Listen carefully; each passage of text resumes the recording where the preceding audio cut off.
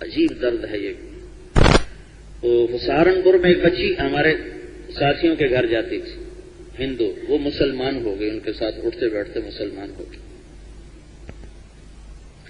اس کے سہارنپور کے گاؤں کے، تو اس کے جو گھر والے تھے وہ تھے بڑے بدماش اور بڑے جاگیردار ٹائپ ہندو. تو وہ راتوں کو اٹھ کے ان کے لیے دعا کرتی، اللہ سے مانگتی. پھر اس کے اسلام کا پتہ چل گیا.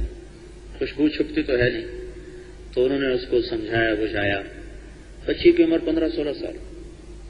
اس نے اپنا نام ہیرا رکھا. ہیرا، غار ہیرا سنا نا، وہ گھر میں جاتی ان سے وہ سنتی. تو وہ اللہ کے نبی نے ہجرت کی، غار ہیرا میں ٹھہرے، تو اس نے اپنا نام ہیرا رکھا.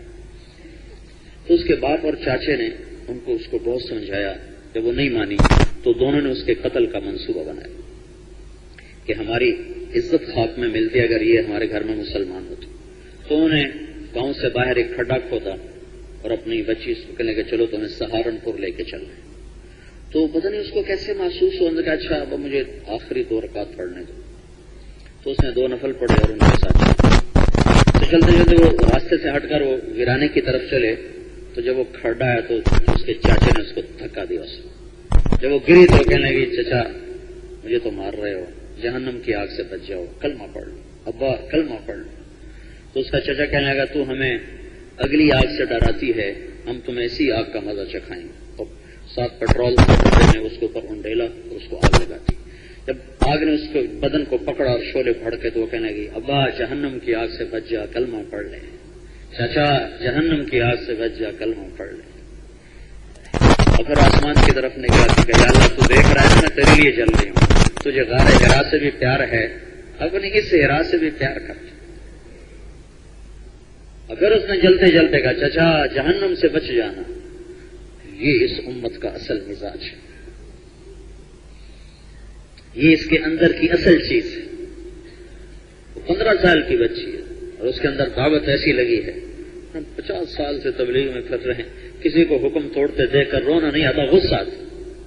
اپنوں سے کوئی اوپر نیچے ہو جائے تو ان کو دھکا دینا آتا ہے، ان کو قریب کرنا نہیں آتا.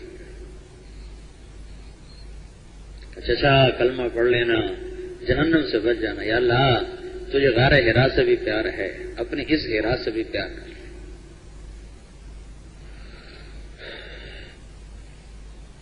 وہ اس کا جو باپ تھا نا، وہ تو جا کے چارپائی پہ ہی لیٹ گیا اور ایسا بیمار ہوا کہ اس نے اپنے بھائی کو بولا کہ مجھے مسلمان کر، مجھے ہیرا کی چیخیں سونے نہیں دیتی.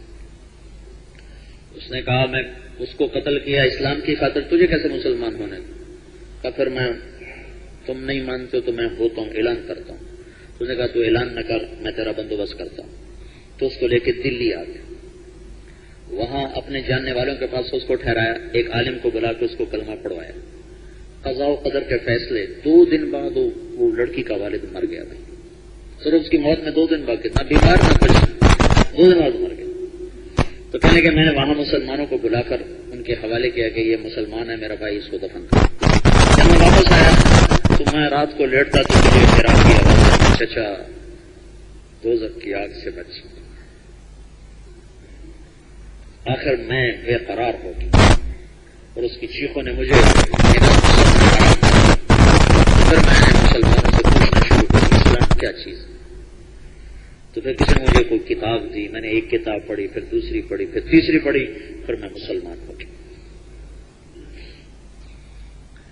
اسی نے یہ واقعہ سنایا.